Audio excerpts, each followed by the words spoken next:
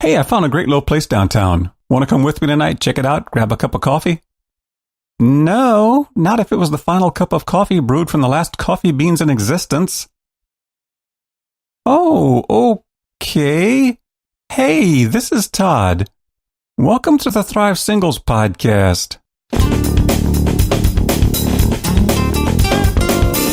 Whether you're single again or still single, stop hating being single and learn to thrive.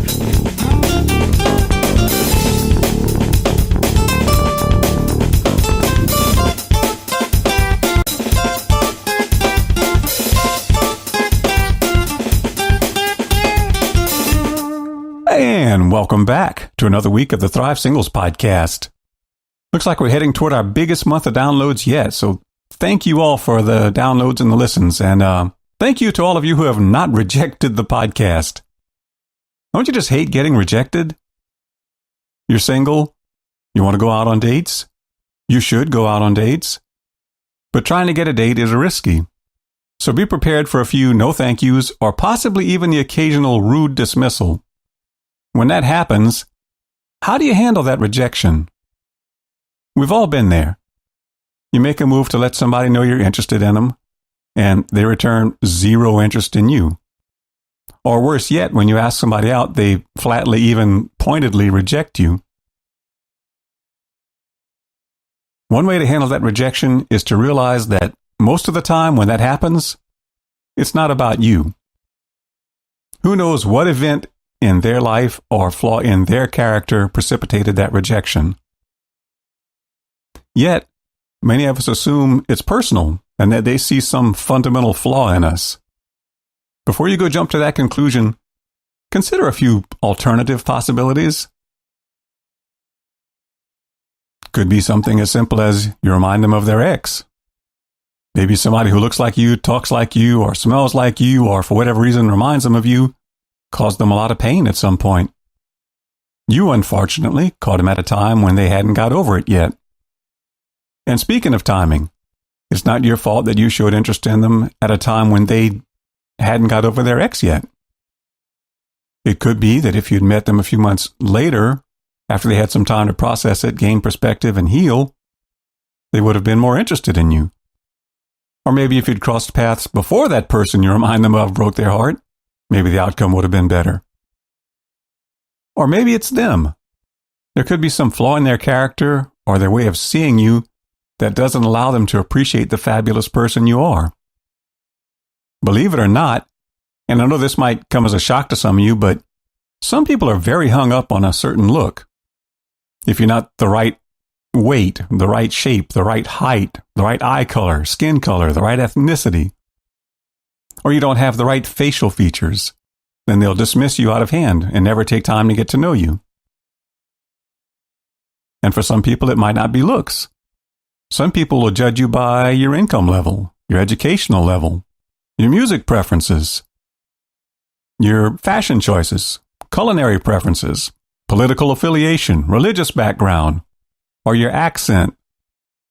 It's not your fault some people overvalue the less important things and undervalue the more important things, like good morals, godly character, faithfulness, honesty, and a loving and gentle disposition. Also, consider that maybe the person you showed interest in is simply not a good fit for you.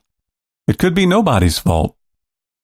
Just because somebody isn't interested in you or you're not interested in them, that doesn't mean there's any fault to be assigned.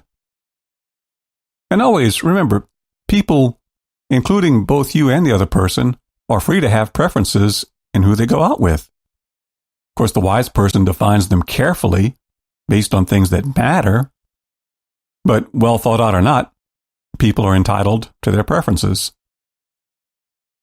Now, for a dose of hard truth. Earlier I said that most of the time it's not your fault.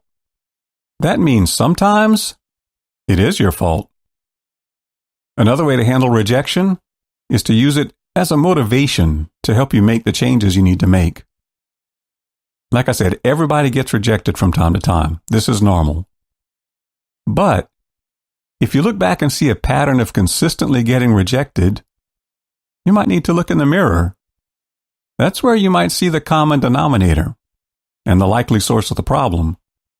You might need to make some changes.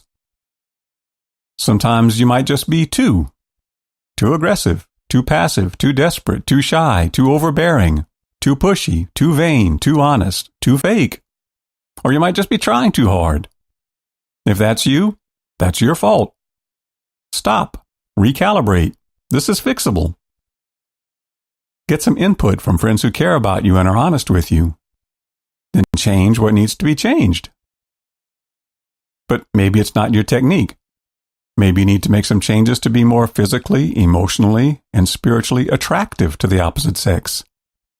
I talk about this a lot. In fact, it's one of the major tenets of this podcast, so I'm not going to go into detail here.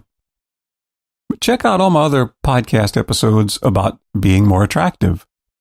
But let me give you just a quick little smattering, a little overview here. Do whatever you can to be more physically attractive. I mean, you can't make yourself taller or change your skin color, but those are arbitrary preferences anyway. What you can change is you can be as healthy as possible. You can eat right, get adequate sleep, exercise most days. Good health is attractive. And so is good grooming. That's something that you control. Never go out of the house looking or smelling bad. Bathe, brush your teeth, do your hair, trim your nails, groom your beard or your mustache, or shave. And while you don't have to be a slave to fashion, you should at least have some rudimentary understanding of how to dress. Wear pants, shirts, shoes, and accessories that look good on you and that look good together.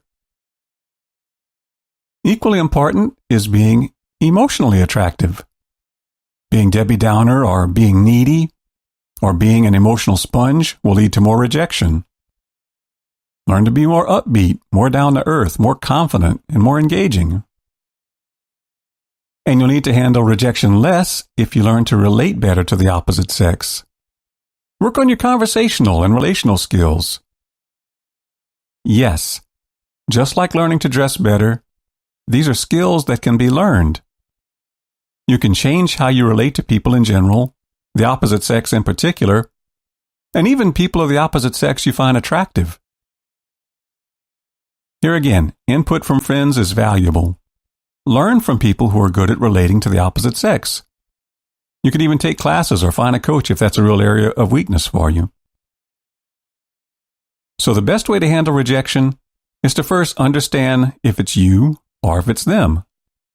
If it happens every now and again, that's perfectly normal. Assume it's them, and that you caught them at a bad time or that they're just not emotionally healthy, and try not to dwell on it. It happens to every one of us. That's one of the many things that really reek about being single. If it happens regularly, though, you have to take an honest look at yourself and see if something needs changing. Handle that rejection by letting it motivate you to make those necessary changes. So, till next time, remember, we all get rejected from time to time. It's never pleasant. It's one of the worst things about being single. But don't let that stop you from interacting with the opposite sex. When rejection does happen, instead of automatically assuming there's something wrong with you, analyze it a bit. If it's a one-off, write it off as one of those things that happen from time to time. But if you see a pattern, let that inspire you to make a few changes. And as always, till next time, thrive on. I hope you enjoyed this week's podcast. See you next week. Till then, be sure to subscribe and go check out my extensive archive of past posts at thrivesingles.com. And thrive on. Whoa, thrive. Yeah, come alive. There's more to life. You gotta grow. You gotta thrive. Whoa, whoa, you gotta thrive. There's more to life than to just survive. You got grow.